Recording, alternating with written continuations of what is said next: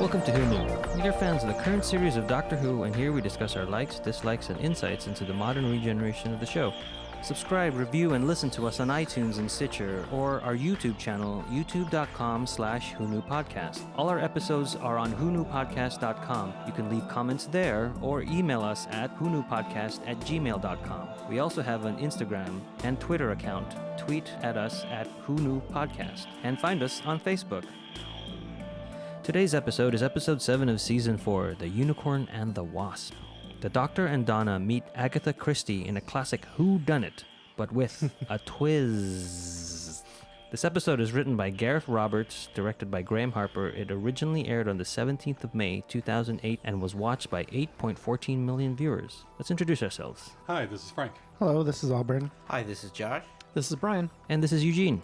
On an estate perched among the beautiful English countryside, where the wealthy hide their secrets as surely as they flaunt their possessions, a little blue box appears. From it emerges a dashing young man in a rumpled suit and a brown overcoat that seems to be made solely to billow as he runs. He escorts a thoroughly modern woman who emits an air of cynicism as he professes to know the date simply by the smell of grass and lemonade. That was a moment with Frank, and back to our original programming. The TARDIS arrives in 1926. No, I'm just kidding. The TARDIS arrives in 1926 on the countryside estate of Lady Eddison. Guests begin to arrive for a party. Professor Peach greets Reverend Golightly and then heads to the library to do some research before the party begins. There, it's Professor Peach in the library with the lead pipe. Was this the first location shoot that we've had this season? No, they went to Italy for Fires of Pompeii. Okay. But this one definitely, the opening, all the shots. Josh, I think you liked when the TARDIS materialized. Like in the garden area? Yeah, that opening yeah. shot is just very colorful. I like the way it was framed. Yeah. This whole show is shot very nicely. Some of it's typical and supposed to be reminiscent of the Agatha Christie movies and stuff like that, but it's very definitive, I guess, in its camera work and everything, but done very well. Almost every shot is a nice composition, and a lot of times when you do every shot as a nice composition, it's a little over stimulating to the eye, but I felt this was really well done, and even though the special effects were good and slightly obvious, it just worked really well. But it's a really nice looking episode. Yeah, I really liked in this opening sequence as well, there's a nice jib shot over a tree that reveals the house. And every time I see it, it's a really good shot. It makes me... With the music. Yeah. And last night, decided to do like what we did with Tooth and Claw. We turned down the color on our TV and watched it in black and white. It was good. And it was good. It works that way. And it really brought out, to me, the camera angles. Did the special effects look better in black and white, I bet? Or did you not even think about it? Really didn't even think about it. I think so. It must have Maybe done something that means it tone worked it down. better. I so that bet it you worked. they did. That means it worked better then. I mean, there were some shots that, because of the way that we light things now, seemed odd and almost on video. But most of the ones that went to the mood and what was going on in the scene worked really well. The lightning and thunder over the mansion looked great in black and white. It was. So I do have a question. And that question is, so we see Professor Peach and he turns around and he says, "Oh, it's you." And we don't know what's going on. And then we get a quick shot of a wasp-like creature. So my question is, what does a wasp-like creature need with a lead pipe? That's answered later. It's answered later. It is? Yes, it is. I think so. It is. Oh, okay. Well then. No, be sure to put a pin in that. Be sure. So when we get to it, yes, please. Okay. I thought it was a little interesting that the professor greets the Reverend and tells the Reverend that he wants to be alone to go look at what's in the library. Yeah. So I think that's a little, once you find out what he's looking for, brings more meaning to it on the second or third time you watch it. Also, if you pay closer attention to the dialogue exchange between them, it's very telling. The Doctor and Donna use the psychic paper as their invitation, and Lady Eddison remarks that she is a bit wary of people since a jewel thief called the Unicorn is on the loose. They also meet her husband, Colonel Kirbishley, and their grown son, Roger, who begins flirting with Donna, but she notices that he has eyes for the footman Davenport. Rubina Redmond, a socialite, and Reverend Golightly join them. They discuss the recent break-in at the church and how lucky it was the Reverend was there to stop the ruffians. Finally, the special guest arrives, Agatha Christie. The Doctor notices the date on the newspaper as the day Agatha Christie famously disappeared. First, I like the spinning newspapers. We get that here. Yeah, that's great. It's like one of those cliche check marks, but of course we're going to have that. Well, I do that, yeah. And then we get Donna trying to talk in the vernacular, right. and then the And then doctor. there's- and there's that callback. No. Don't do The that. same thing in Tooth and Claw, Tooth and Claw right? with Rose, yeah. And then with Martha with Shakespeare Code. So I like that we get that. So this is one of those other stories similar to the last episode where it's a fun episode. But this one holds up and is written better and has some great lines with the Yeah. whole Donna comes out, clapper or slapper. You know, it just has good character moments and good dialogue. I love the Doctor's reaction to that. Because you think he's going to go one way because of his like I like how he furrowed just, brow. Yes, and then Yeah. he's just, oh, you look lovely, and there's no pretense or joke or anything behind it. It's just you look lovely. I also like the little thing where Donna is saying, "Oh, all the handsome gents are on the other bus," but the real joke is the Doctor saying, "Or Time Lords." Yeah, that's Yeah, right. I It's the took same it as thing. I'm handsome too. Yeah, yeah. So I think that's funny.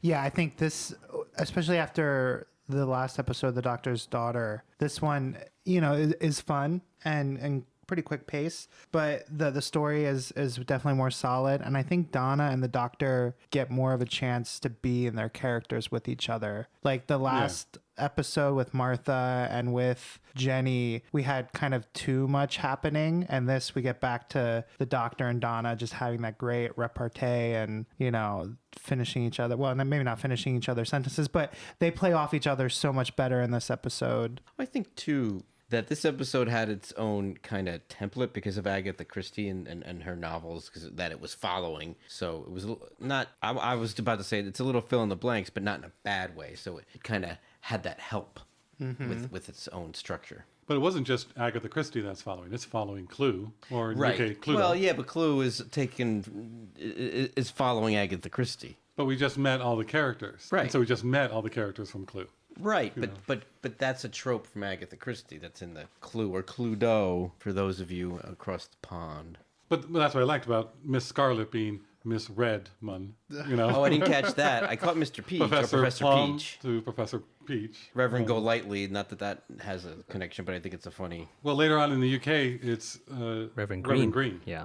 So It's they not do Mr. have. Green, It's not Mr. Green. It's Oh, Reverend Green. Green. It's Reverend Green. In oh. certain editions, they have Miss- a lot of editions. Miss Peacock being Mrs. Edison being the woman in blue, Oh, okay. and then Colonel Mustard, or the Colonel Kirbishley. Oh, not Colonel being Sanders. Colonel. And Mrs. White, Chandalaka, the maid and house.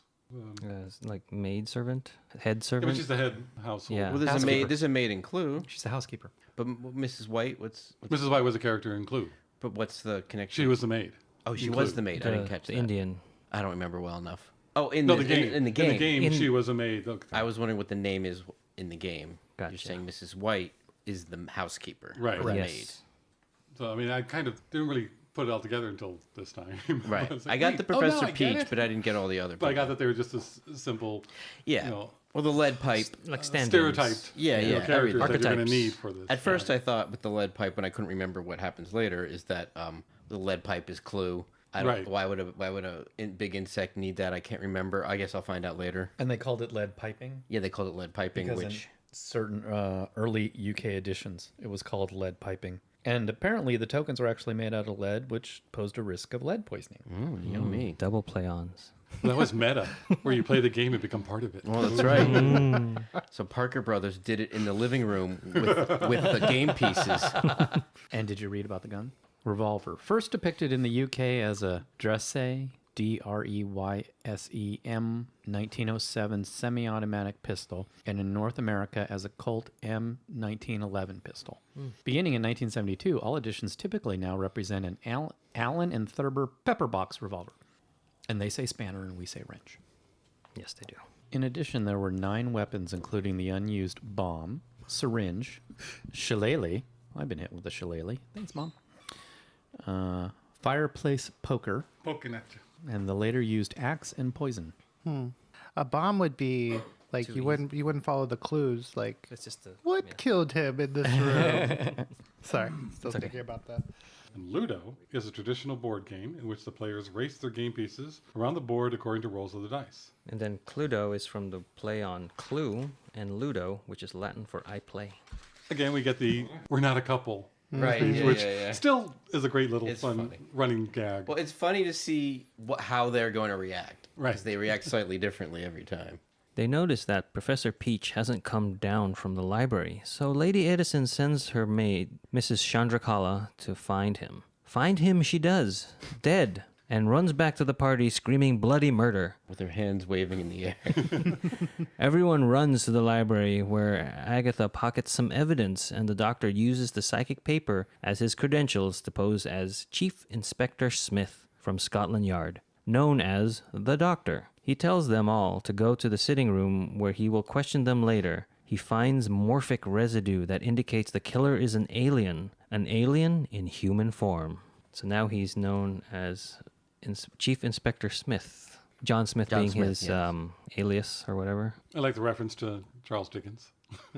Oh, with Donna. wait. Oh, that'd be pull like the meeting Charles Dickens, and there's actually ghosts running around at quote. Christmas. On Christmas, right. Well, And then I like his reaction. He's like, Did you Naughty? Was that the Yeah, what is that? character? it's a series of British children's books, and they made them into like now TV cartoons and movies and things. And apparently, the books are from mid 20th century, but they're still doing. He looks TV kind of stuff. elfish, I think. He I has a saw little, some he was images. like a little wooden, Nobby from Yeah. little wooden boy, Okay. kind of a thing. I didn't read it very much, but yeah, he was like a little wooden boy that goes out and has adventures. There's another trope with the victim's watch stops at time of death. Yes, I know. Yeah, that's always convenient. Who makes these crappy watches? Not Timex, because they take a licking. They do. Well, he didn't lick it. this doctor would lick it, though. That's true. That's true. I did like that. Part of me is just like, oh, geez, that. But I'm like, of course that. That's the whole point. She probably came up with that. But his watch stopping at 4:13 is a reference to the Agatha Christie novel The Clocks, where the clocks are frozen at 4:13. Oh, that's cool. There's a lot of references. Oh, I'm Oh sure. my I'm God, sure. tons. Yeah, yeah. Tons. Like everything they say is a title of a book. And sometimes they say it like, so I'm saying a line and then the title of the book. Like Chandrakala says he had a destiny with death or something. Appointment. Appointment. Yeah, he had an appointment with death. No, she's also Dead Man's Folly and The Body in the Library, and so it's just tons of them. Sorry for not doing the research, but do we know how many total books Agatha Christie wrote by the time she passed away? More can than look it up. 6. Much more than Yeah. 6. Yeah, especially if she hadn't invented Miss Marple yet. Yeah. So 7. Just kidding. She wrote 66 detective novels and 14 short story collections. And how many did Jessica Fletcher write? 0. She's not real. And she also wrote the world's longest running play, a murder mystery. What's it called, Frank? Mousetrap. And who were you in Mousetrap? I was Inspector Trotter. And who's Inspector Trotter? I'm not saying, Okay. but just be careful of 3 blind mice. And 6 romances. In 1971, she was appointed Dame Commander of the Order of the British Empire, DBE. The disappearance of Agatha Christie, is that an actual historical event? It is. And She disappeared for 11 days. And it was really because of mutant alien wasp? A Vespa Yeah. form? Yeah. But her husband leaving her and then her strange disappearance. Yeah, and some people have speculated that she might have been so despondent over the affair because she had just found out about it that she might have been like going off contemplating killing herself. But nobody knows for sure.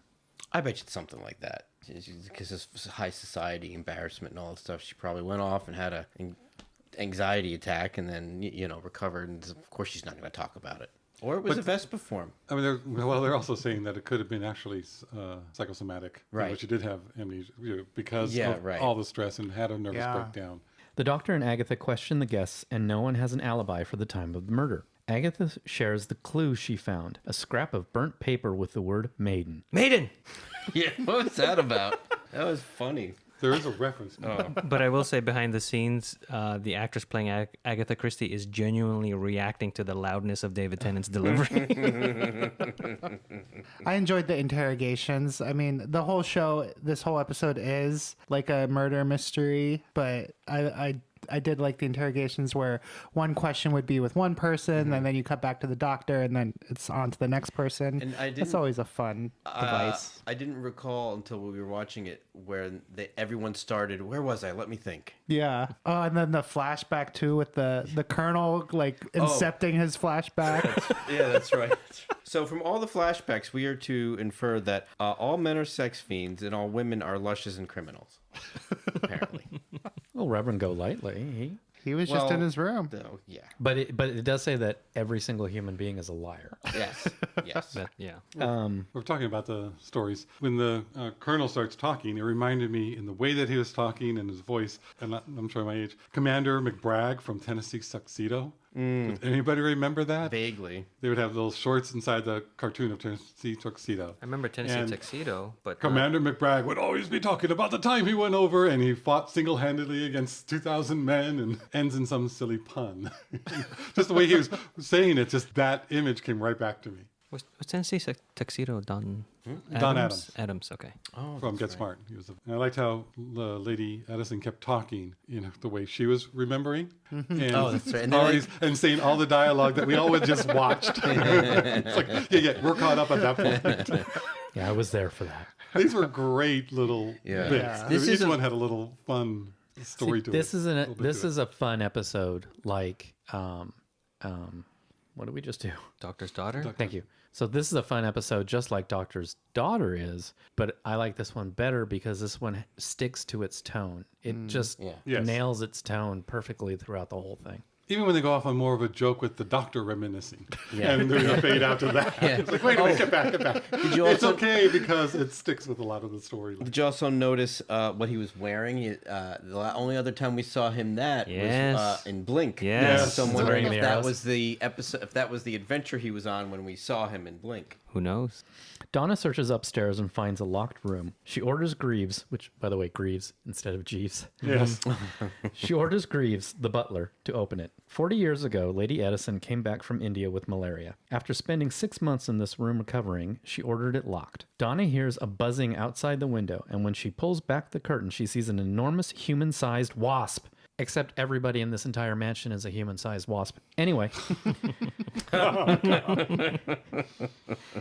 It breaks through the window, and Donna uses a magnifying glass to fend it off. She screams for the doctor and runs out of the room, closing the door behind her just as the wasp leads its giant stinger in the door. With the wasp now gone, the doctor collects some of the fluid from the stinger. When the doctor gives Donna the magnifying glass and she's supposed to run up the stairs, she doesn't because of what she's wearing. Oh, really? Yeah, so it was funny in the script. It was like she runs up the stairs, but she can't physically.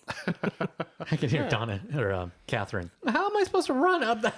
So her little hurried walk is funny to me now that I know that.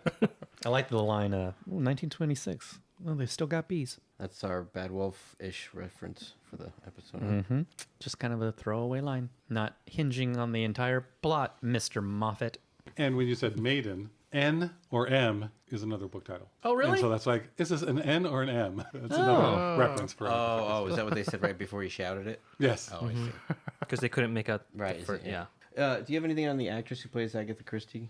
I guess we're at later. I'm just kidding. All I have is that she is Fenella Wolgar. And she was with David Tennant in Bright Young Things, and he knew he was right. I've never seen any of those. She was great. Yes, I agree with that. Agatha taking evidence from a scene. I That's know. like, Yeah. Ooh, that's different now. I saw him see her do it, but I didn't see that he saw it in a reflection. No, I think he was just Right. saying that. It's a bit of a stretch, but I bought it with the magnifying glass. Oh yeah. Oh, yeah. The shot was very set up, and it didn't seem very natural in the way she was moving. I don't But- think that was the issue. It was just how powerful the sun had to be at that point to get of it. course. No, Because it's like, yeah. no, it's going to take a while for you Yeah, to feel yeah. that. Don't get me wrong. It was No, like, yeah. it worked. It was showing Well, that the she was same smart, way that- thought of that, and was The able to get same out way of the the room. fellow's watch stopped Right. just because he fell. I thought in the beginning that if he fell on his arm, or if they just did something where he didn't just fall and his arm was there. Maybe he tried to defend himself, and that's where the pipe hit him. Well, it's, I mean, the wasp might have had to have done it. Might have had to have broken the watch because it was compelled to. that's a good point. Following the Ooh. template. That's right. It's true. Miss Chandrakala thinks she knows what the professor found in the library. On her way to tell Lady Eddison, a gargoyle is pushed from the building and lands on top of her. And she looks at that thing for a long time before it falls. The doctor, Donna, and Agatha reach her as she utters her last words. The poor little child. The wasp is hovering above them and disappears back inside. They rush upstairs and it attacks them, but Donna reminds it of her magnifying glass. It flies down a hallway and changes back into one of the guests and mingles among them by the time the doctor arrives. See, that bugged me more about the magnifying I glass. see what you did there. Oh. Yeah, that's what I meant to do. Where she just sort of like, remember this that you didn't like? And then he runs away, as opposed to the fact that there's no light behind her to even do anything. Yeah. But I like here that it says it's reverted back into human form, and I thought of Back to the Future. Shoot it before it mutates back into its human form. I'd also like to say that when they're looking down the hallway at all the people, they're still looking at a bunch of human-sized wasps. It's true. It could be Lutheran. The hallway shot was fun. We had the son of Lady Eddison, and then like a second later, the butler, his head popped the out of footman. the footman. Yeah. His head popped out of the same room. Oh, That was just one of those like fun little. Yeah. Yeah. There's a lot of little things. Yeah. They all ask Agatha for help since this sounds like a plot from her books. She says she can't help, and it's up to the doctor. Donna and Agatha go outside to have a heart-to-heart and find a thief's case in the bushes containing tools to pick locks. The unicorn is here. They show the case to the doctor while Greaves serves them drinks. The doctor realizes he has been poisoned with cyanide, and they run to the kitchen to mix up a cure. I think here's another recurring thing with Donna. What Donna does with guest star people is she makes them feel good about themselves. She talks them up to themselves, people who are down on themselves. It's not always the common man like, say, Rose was, or even Martha, but Donna will always make people feel better about themselves. Yeah, but she does step in it. Oh, she always puts her foot in her mouth because she's Catherine Tate. I like that's this one that's where the it fun. is just kind of, oh, I'm trying to help you, I'm trying to help you, I'm trying to help you. Oh, so you've been talking about me. But here is, I think, the most funny moment for me in this scene is the doctor trying to mime or charade his way through the cure, and then Donna just completely getting it wrong. It's hilarious. I almost wonder if he didn't know what she was going to hand him, like if that was a whole behind the scenes thing. Do you know anything about that? In my research, I have not found anything on that. That was great. The two, whenever they can do anything like that with each other, is great. How is Harvey Wallbanger One one word. word? It's a song. It's a song. Mammy. Camptown races. She's still trying to be period. I need salt. Too salt. Too salty. Salt. Too salty. A lot of fun. That was It's good. definitely fun. It's good. Going back to Chandralaka, when the gargoyle fell, it made me immediately remember, and then there were none when the gargoyle was falling, or the stone was falling on Blore. Because I love that movie. I remember seeing that as a kid. Just watching it all the time. I don't know It's that an one. Agatha Christie. Is it? 10 Little variation of 10 Little Indians. Oh, Made from, Makes- it was a movie. makes me think of Hot Fuzz, which is basically a spoof of a number of things. When the doctor announces he's poisoned, the music changes and there's a bunch of bells, Yeah. chimes that Yeah. were going off. And I didn't know if they were trying to do feeling like a countdown, like a time bomb, tick, tick, tick, tick kind of thing with the chimes, or was it kind of a remembrance of the cloister bells inside the TARDIS, that something's wrong, something seriously bad's going to happen. It definitely ups the dramatic tension for that whole until they get to the kitchen. It does. Yeah. It does. And there's that reference to the other Agatha Christie book, Sparkling Cyanide. Yes. And When she says, when she smells the glass, and Bitter she says almonds. it smells like bitter almonds, but the subtitle said the caption says it runs. it runs. It runs. Cyanide. Sparkling cyanide. But don't believe everything you read. But should we be smelling all of our drinks I know, and really. avoiding bitter almonds? Is that the telltale sign of cyanide? Yeah. Bitter almonds, I yeah. remember, Yeah. Okay. Yeah. Although I know this is an Agatha Christie plot, but like no one talks to Greaves.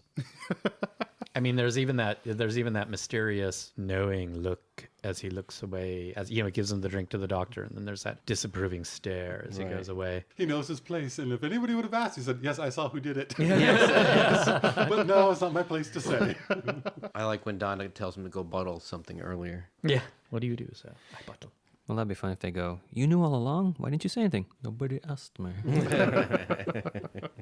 As a storm rages outside, they all sit down to dinner, as you do. Well, they're British. To draw out the wasp, the doctor has put pepper in the soup, since it was traditionally used as an insecticide. Suddenly, the window blows open, the lights go out, and the wasp appears. Mass confusion erupts, and Lady Eddison's necklace containing the Firestone jewel, a necklace she brought back from India, is whisked from her neck. Once the lights come on, the wasp is gone, but poor Roger is dead with a knife in his back. And his face in his... it's just such a classic look of the knife in the back and the just dead Well, over if he's your in the food. soup, his face, he's not moving, that means they're dead. Otherwise, they would take their face out. Just a polite thing to do. Right, I exactly. guess. I did think this was very well edited because I kept watching to see if they hinted at all as to who the wasp was, and it was very even. Mm-hmm. But the Colonel's... The Colonel, we don't see the Colonel. Right, his wheelchair has been tipped over. Yes. So yes, I just remember seeing the wheel spin. It's like, that's a Right. great little shot of it going around. Well, it makes it plausible for almost any of them, for the most part, to be the wasp, except for maybe Except for Lady. the butler. The butler is with Lady Edison. He pushes her out of the room. Right. Or does he push Donna? Takes Donna. He takes Donna. takes Donna. Okay, so the butler, Donna, And the I think, doctor, and the lady, what's her name? and Lady Edison. I think because we see her directly after we see the wasp. Yeah. Okay, and Donna even says, well, we know the butler didn't do it. Yeah. The doctor wonders why the Vespa form is playing this game when it could just kill them. Agatha is tired of the doctor talking about aliens and tells him the killer is human. The doctor realizes that he has been looking at it all wrong. It is human motivation that is behind the murders, and since Agatha is so familiar with this kind of motivation, she should be able to solve this mystery. I like that Agatha said, as human as you or I. 'Cause it's the same thing. The doctor's not human, but he passes and is looking like a human. I did like the one line that I think she said it around when they found the stinger in the door, where she says, "You utter such beautiful nonsense." Mm-hmm. And I found that interesting because to modern day, nonsense seems like ridiculous. But if you think of just the word itself, nonsense, it's something that doesn't make sense. So I wonder if it was more of an Agatha, this character's way of speaking, or is that the way that word was taken back then? I don't know, but I like the way But it was great. Yeah, I like that. And I do like throughout this entire episode, the dialogue that the characters have. It seems very in 1926. Mm-hmm. Their phrases and the way they say things. And the actors do it really well. Yeah, everyone's very good in this. And the comedy's played just campy enough, but not like a stage performance on film or anything like that. They held the comedy because you'd have to be a little heightened to play some of the silly comedy. I did like watching it in black and white. Because I do think it added a little bit something to the show in the campiness, like you're saying, and the feel that you're going to get from it. So it just sort of, it changes your mind going, oh, I'm watching an old black and white film. So you're expecting it to be a certain way. So it follows along that way. So just a little tip. Try it once. It is, I mean, the cinematography is lit in a higher contrast tonally. So I'm not surprised. I wouldn't be surprised if they thought of that ahead of time. Agatha begins her deduction. She first addresses Robina Redmond. No one has ever met her before today and says she's an imposter. She threw the lockpick case outside so Donna wouldn't find it. She is the unicorn. Robina confesses and returns the Firestone, but is not the killer. Next is the Colonel. Before Agatha can speak, he stands from his wheelchair and confesses that he has been pretending to need it in order to keep Lady Eddison by his side. That surprises everyone, even Agatha, who was only going to say he was innocent. Next is Lady Eddison and the Firestone necklace. 40 years ago, when she returned from India, she was pregnant. She had to give up the poor child to avoid scandal. The doctor reveals that it was not a normal pregnancy. Lady Eddison tells them that the man she loved in India was an alien and gave her the necklace. He died in a monsoon, so she returned home where she had a baby boy that Mrs. Chandrakala took to an orphanage. Professor Peach figured this out and found the birth certificate in the library. All that is left of it is the burnt scrap of paper with the word maiden, as in maiden name. And Redmond, Miss Redmond was played by Felicity Jones. of. Oh, that's Inferno. now known for. Is she in Inferno? Yeah, she's the female lead with Tom Hanks in Inferno. Oh, But okay. nobody saw it, so Yeah. that's why I was making that joke. Thanks for Well, of Star Wars Rogue One, of what's the Stephen Hawking movie, The Theory of Everything? Is that right? Is she the one in that? Mm-hmm. And a number of others. Lots of British movies. Yes, British movies and shows. I love that Donna's just eating like popcorn. Yeah, through this she's whole watching. thing, just Yeah, loving that. she's watching it like a What's going on show. next? I did think. I mean, I understand the sentiment behind when her lover revealed his true self to her, and it didn't matter because she still loved him anyway. But come on. I don't know. Did you see the size of that stinger? Well, Heyo. And we're out. See you next time. And I love how they have Donna, the temp, come up with the maiden name on the burnt piece of paper because she knows all the paperwork yeah, and how all things the are done. So it's like, yeah. there we go. I do like it when the doctor points right at her. It was Donna. right. Who came up with the idea? And then what did he say when he points at Agatha? It was you, Agatha. Fighting the murder mysteries. Fighting the right. Which we didn't get to yet. We're about to. But that is kind of a cool thing when it's like, no, Donna, you've been saying it all along. Yeah. Giving Donna some more credit that she won't realize is credit. Now it gets complicated. The Firestone is a telepathic device containing the alien memories and essence of their child. Lady Eddison was reading Agatha Christie and wearing it the same night Reverend Golightly stopped the robbers in the church. He was very angry, which triggered his first transformation into a Vespa form. Sensing the transformation, the stone transferred the alien knowledge to Golightly along with Lady Edison's current state of mind reading a murder mystery, and thereby creating a template for his anger. Is Reverend Golightly a secretly bad man, or this transformation awoke that in him? This transformation awoke that in him. Well, I say this transformation created that in him. And it seemed like the necklace held all the alien part of him. So Which if wasn't she- bad either. What if she Right. was reading the naughty books? Or... Then this would be a very different episode and the stinger joke would stay in. This would be a Torchwood episode. No, I meant naughty, N-O-D-D-Y. Nah. Not naughty. Did you actually think I meant naughty? No. Oh, okay. It was just the play on words, Okay. play on sounds. But yeah, it's like he said, it created a template to go along with the alien part that was Right. awakened in him and transferred to him. It just so happened So to be. so that's how he thought You would handle a things work, situation like how this. you handle it, how you deal with your anger. You use your lead pipe, you use a knife, you use poison. Well, yeah, you also just in general want to punish people who sent you off to an orphanage. And this Right, is how right. you would punish them. So what happened to the kids, the trespassers? Did they say even what happened to them? Or I you think just they're took dead. care of I them? think they're dead. But yeah, No, they did, I don't think so because they were apprehended. became part of the news and they were apprehended. Oh, so they never were mind then. probably Yeah. saying They were just, tipsy or had too much to drink because they saw a wasp and it's like freaked them out. So it's like they were on Okay. something. I guess just because of what the Wasp has been doing this episode, I just thought he killed the two ruffians. Whatever. I know But what they you would mean. have mentioned They just Yeah. would. They, they kept were saying proud of the apprehended. doctor for handling them. I don't You think mean they the Reverend? Reverend, Yeah, yeah. For handling them. I don't. Yeah, I think they if just if he had dismiss it. killed them, Yes. I don't think they would have. Anyway, I'm just saying it's a little Right. inconsistent, but But it you makes also sense. noticed that they kept saying it happened at night, thieves in the night, thieves in the night, And, then then in the the shot, church, there's it's amazing, bright yeah. daylight. The light coming through that window is Yeah, Yeah. it's bright Yeah. daylight going on. Well, also, this takes place in the early part of December because that's when Agatha Christie went missing. Oh yeah, so it would have gotten dark around 3:30. So it's like, okay, just go with it. go with it. I thought wrapping this all up just was a little bit too quick and we didn't get all of the clues. It's Yeah. like, what? And then the whole, Lady Edison and the Firestone necklace soon to be changed to Harry Potter and the Firestone necklace. Just to know what that is. It's just like, Yeah. that's information that was not released to us. We did Yeah. not know that. Sure, the Yeah. doctor may know about this, species of alien. Is that a but it's one of MacGuffin? those, how are we supposed to figure this out if you don't give us the information for it? Isn't that what they call a MacGuffin, where you just throw something into a story that has all the answers?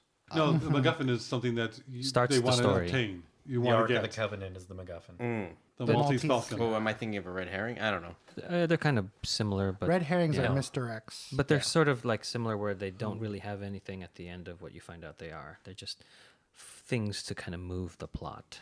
They just didn't give us all the clues. Yeah. Or Cluedos. Huh. Oh. Don't give me that look. Okay, I deserved it, but don't give it to me. After being discovered, Reverend Golightly transforms into a wasp. What was he before? Agatha grabs the Firestone and runs outside. She drives away, followed by the Doctor and Donna in another car, with the wasp flying behind. She arrives at Silent Pool Lake, planning for the wasp to kill her, therefore ending its murder spree. The Firestone glows and psychically connects Agatha and the wasp. Donna grabs the Firestone and throws it into the lake. The wasp follows after it and drowns. As it dies, Agatha is released from the psychic connection, but she has amnesia of what happened that day with the Unicorn and the Wasp. It was sad when the doctor said, but he had no choice. And Donna, well, neither did I. He's going to kill. We had to stop that. And I did like how they did that where you got the wasp's perspective. It doesn't quite listen to the doctor or Donna, but you can hear their muffled voice. He's not listening. Or, so. Has Donna killed or hurt other people unintentionally so far? Like I seem to feel like that's a common theme where she No, well, there's tries the- to do something, but it kind of Arachnos, backfires. Maybe. But that's the doctor. Well, the Pompeii episode when they just made the decision to destroy the people of Pompeii. Okay. You mean But- No, but Donna the tries lo- to save everyone. Yeah. To save at but least usually, one. yeah. This is, I think, the only time she really Where does, right. knowingly, this will kill the wasp. It's like, it's what needed to be done. We didn't have a choice. It'll still come after us. It's not listening. It's not paying attention. It's not something you can reason with at this yeah. point. Right. And we can't give it the time because it will kill before we get to reason with it. And it is sad because that the character of the Reverend had no choice in any of this matter. It's interesting, this one paired with the Doctor's Daughter, where we just had a bunch of soldiers that were programmed. You know, you can't really fault the humans or the Hoth from the last episode because that was in their head the same way with this wasp. And I'm trying to think what's coming up. And is that a theme that we've seen more from the showrunner? Well, this one, I think, was more of time sensitive. Yeah. He will attack us and kill us. But I The mean, timing. like, I don't even blame the Reverend and the Wasp for his Right, actions right. because they weren't his own, according to the story. The doctor says that the Reverend released the psychic connection and chose to save a life, Agatha's life. It's like, Oh, really? I didn't catch at the that. end of that, yeah, when he's holding her, and I'm just wondering, well, did that just an interpretation of what happened, or Or he drowned. he and- drowned and that broke the link? Well, I It's like- think it's a nice if way to it- think of it, since we were talking about how we can't blame the Reverend for what he's doing, and it's so maybe Or he was like, well, I'm going to drown anyway. May as well not take her with me. or became human Well, again, and that other one broke Maybe the I'm other not taking her old with me, connection. baby. He might have known that if you're psychically linked with a Vespa form at the moment of its death, you die. And since Agatha Christie didn't die, that must indicate that the Vespa form chose to sever the link before death actually occurred. It's one way you could rationalize it. Oh, we hear the bells again yes, around this or point. the too, chimes, don't we? whatever they are. Yeah. And this ending felt very much like a Star Trek episode where the bad guy is not really a full through and through bad guy, just kind of like misunderstood. Mm-hmm. And that's where the drama sort of comes from. No, bees and wasps are misunderstood. We actually need them, and we always get upset that they're going to sting us. As the Doctor and Donna prepare to leave, they speculate that the amnesia wasn't complete and some of what happened spilled through into her stories. The Doctor shows Donna a copy of Death in the Clouds that was published in the year 5 billion. People never stopped reading her stories, and she is the best-selling novelist of all time. I like when the Doctor pulls out the chest for C in the TARDIS console. He pulls out a C, including a Cyberman chest plate from the Age of Steel. And then Brian has a disagreement on this, but it could be whatever. The head of a Greco-Roman statue, possibly depicting Caecilius from Fires of Pompeii. And I I think thought it's Caesar. Caesar. And that's where the disagreement comes from. And then the crystal ball in which the Carianites are trapped from the Shakespeare Code. Screaming. Yes, that was good. So I like all those little callbacks. And cables. Cables were in C as well. Yeah. But if it is Caecilius, that almost kind of works because then later on the Doctor has a head of Somebody he... looks like Yeah. and who frowned these frown lines. So- But why would, well, he was a marble dealer, so maybe he would have a statue of himself. Yeah, who knows? And reference in other episodes. That's good. Yeah. Pompeii. Yeah. This episode is littered with references to Agatha Christie novels and short stories. TARDIS Wiki. TARDIS. Give them credit Yeah, of it. or I think his the credit, Okay, yeah. so- best place to find it would be the Yeah. TARDIS Wiki. Should have a little. See, Donna mentions Mrs. Marple. That's actually something that we mentioned. Did we mention that? Did we talk about that? She keeps mentioning Miss Marple. But in the show itself, they say what that is. Let's see, when the doctor is poisoned, sparkling cyanide is one of her future titles of her future novels. The Colonel faking his inability to walk and the unicorn posing as Robina Redmond are ideas that appeared in the Christie novel After the Funeral. The man in the brown suit. The doctor wears a brown suit throughout the course of the episode. In the original teaser sequence, elderly Agatha wonders who the man in the brown suit was that had haunted her for 50 years. Dead Man's Folly. Miss Chandra Laka's Chandrakala's description of the professor's book as in A Dead Man's Folly, not the actual name of the book though. Body in the Library, Donna's remark about about Professor Peach's death. Cat Among the Pigeons, a servant's remark about the murder.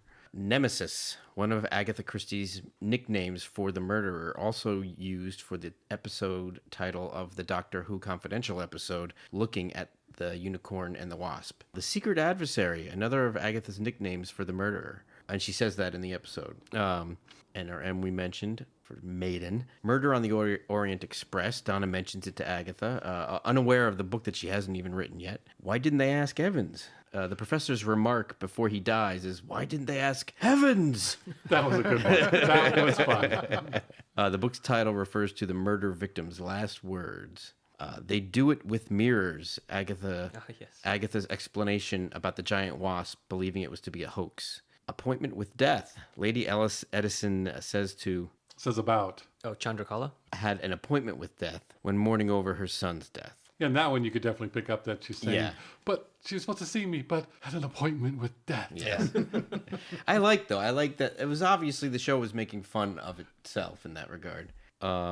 Cards on the table. The phrase the Colonel used when he asked Agatha about what she knew about the mystery. Sparkling cyanide, as we said before, when she smelled the doctor's lemonade. Yellow iris. Is that the flowers that the case. that the So yeah. you were both saying the same thing. Yeah, that the thieves' tools were had broken. A short story included in the Regatta Mystery and other stories. At the diner where the doctor spikes the soup with pepper to smoke out the Vespa-form, there is a case of yellow iris as its centerpiece. It was later expanded to novel length as sparkling cyanide. So there's 2 points in it then.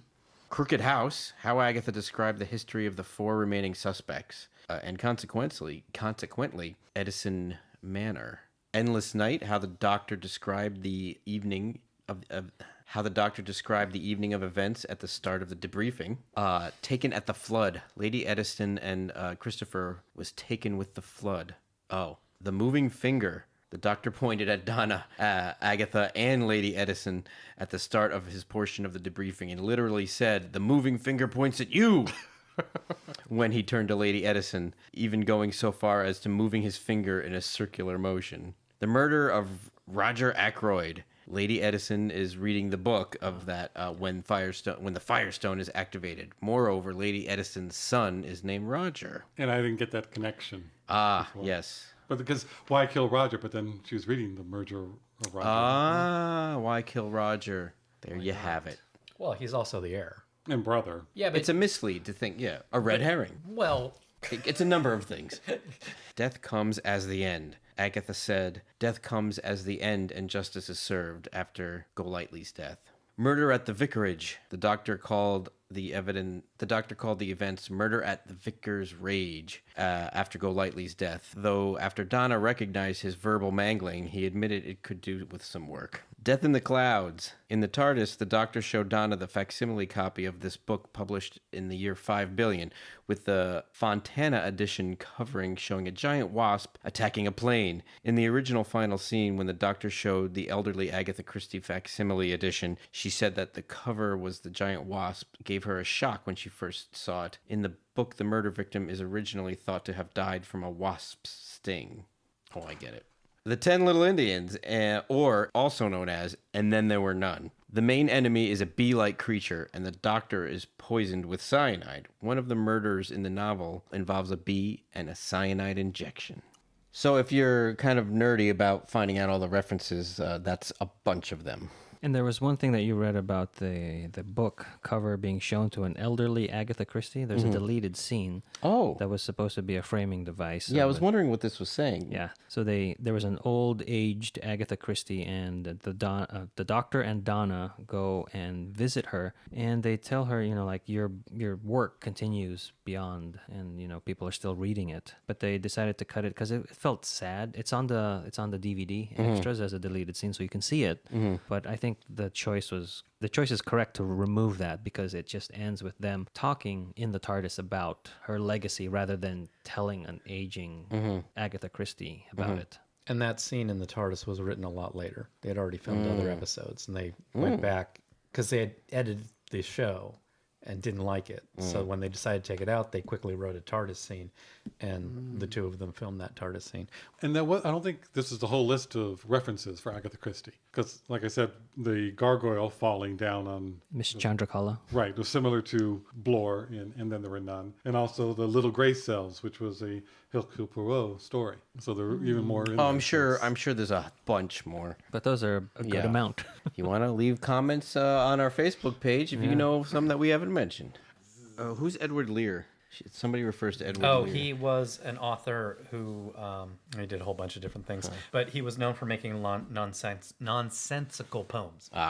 A quick trivia fact is that Christopher Benjamin, who played Colonel Kirbishley, previously appeared in classic Who episodes. He played Sir Keith Gold in Inferno, and then Henry right. Gordon Jago in The Talons of Wang Chiang. Talons. That's what he said, didn't he? What he said. Oh, okay. I did like that they took Agatha to the Harrogate Hotel. You can see the Doctor and Donna in the background with the TARDIS. So it's like, okay, well, let's take her now. And they just jumped ahead. The amount of... I've seen it both. I think it's 11 days. The Doctor says 10 days in this, but I think in real life it was 11. No, he says 11 in the show. Does he? Okay. I'm pretty sure. I like that they just had a little bit of her just in that fog and not knowing who these people Yeah. are. And She looks just to back put at that him. there. The Old Swan Hotel is in Harrogate. Ah. So Yeah, No, I like all that. The silent pool is where they found her car. That's Right. that's real. Where they discovered it. And then the Harrogate Hotel, where the Doctor leaves Agatha, is fictitious. In real life, the hotel where she was found was the Swan Hydro, now the Old Swan Hotel. I wonder if that name means anything. That's weird Well, that it's, they in, would. it's in My Fair Lady. That is weird Harrogate, though. That with all of these Hertfordshire. other accuracies, they would just. It Put a doesn't different match hotel. this doesn't match the true disappearance story. no, but they put a lot in, like Silent Lake. No, they did. 11 They days. put a and- ton in, but they also, The- for her- dramatic purposes, didn't follow. But that doesn't seem to make sense. Why not put it at the proper? Yeah, like of all things to change, why Yeah. change the name of the hotel? Oh, Another bit of trivia is that David Tennant's dad makes an appearance in this episode.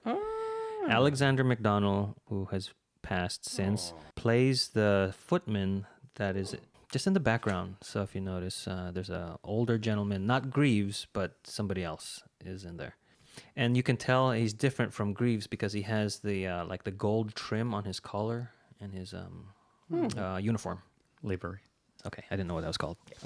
because one's a butler and one's a footman. Yes. And Alexander MacDonald was a Scottish minister, the moderator of the General Assembly of the Church of Scotland. Well, okay. Oh, another trivia fact. Another wasp. Another trivia fact is that the unicorn is Scotland's official animal. Oh, really?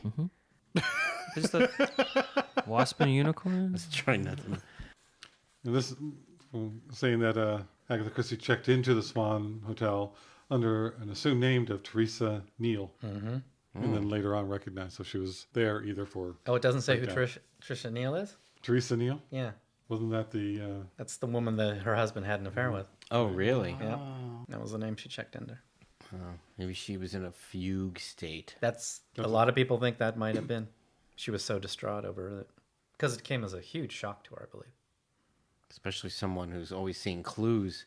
We don't always see the clues Didn't in our see that own one lives. coming, yeah. I like that part where it's like, I'm a writer.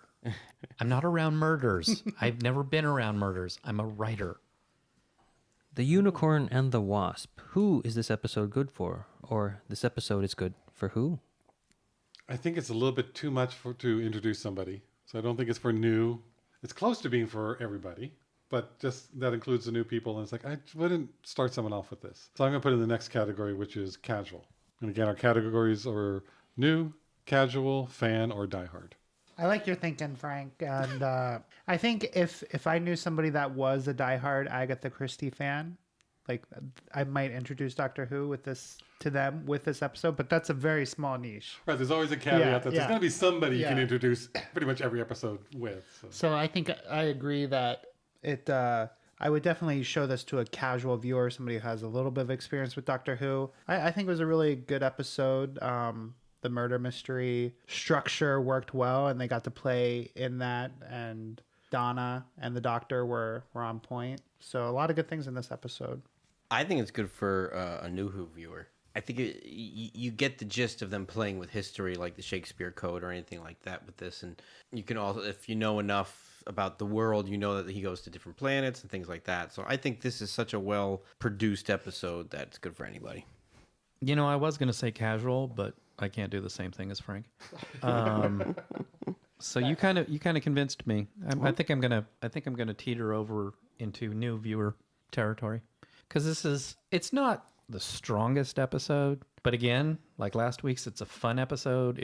I think the writing is stronger in this. The characters are definitely themselves. You know, this gives you a good showing of what the Doctor's like, what Donna's like, and you know, it's a history one, so a new viewer will be like, oh, you're traveling through time. Okay, great.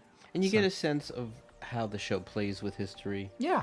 And everybody's played Clue, so even if you haven't watched Doctor Who, you get the joke. Yeah. Oh my gosh, it's Who Clue. I buy that edition. Who Cluedo? For me, I think I'm going to put it in the casual category because it's very fun. Don't get me wrong. It's great, but I don't know, there's something about this that you have to sort of be aware of what Doctor Who is. Like, I enjoy fiction that takes something from history and expands upon it, kind of like in Tooth and Claw when they explain why the royal family has hemophilia, and then this one it explains like where's that missing time gone from Agatha Christie's Real life disappearance. her disappearance and her amnesia. That's what I was looking for. So you forgot the word amnesia. That's ironic. That's not ironic at all. How meta. So I really enjoy when fiction does that. All these Agatha Christie references. I mean, the first time I watched it, I didn't really know. So I think a lot of people can get a lot out of that. Not for a new, but for a casual viewer.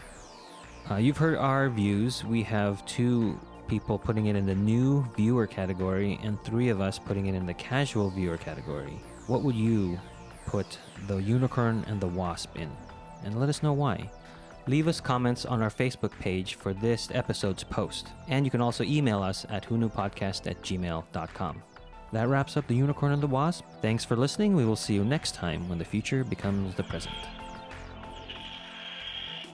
You've just listened to an episode of Who Knew? Our wonderful theme music is by Michael Grady. Find him on Facebook at The Universe Explodes. All our episodes are engineered by me, Auburn. Find him at auburnbinkley.com. You can find this show in several places. Follow us on Twitter at Who Knew Podcast. Subscribe, review, and listen to us on iTunes and Stitcher. Or our YouTube channel, youtube.com/whoknewpodcast. Visit our Facebook page. Please leave comments, reviews, and click like to help support the Who Knew podcast. Also listen to us on your Amazon Echo by enabling a podcast skill. All of our episodes are on whoknewpodcast.com. This podcast is inspired by Doctor Who. And especially the revival spearheaded by Russell T. Davis. Thanks to Russell, Sydney Newman, Verity Lambert, Ron Grainer, and all those involved in the adventures of our favorite Time Lord. Your work continues to inspire and entertain. Hi. Hello. Hi. Hello. My name is. Oh my. Oh, it looks like you're in the middle. Yeah, we're in the I didn't recording. see those. That's okay. Oh, sorry. No problem. I can let you go. Okay. Bye. That is not what I expected. Yeah, see, I was going to say earlier and I decided not to. If I hear a bee in the room that I'm in, Yeah, it's One, gone. I'm not gonna go let it go. But if I do go over to it, it's dead. Sorry, I don't like bees. Send your comments to Who Knew Podcast at Gmail. Care of Brian. No bee, Brian. Hey.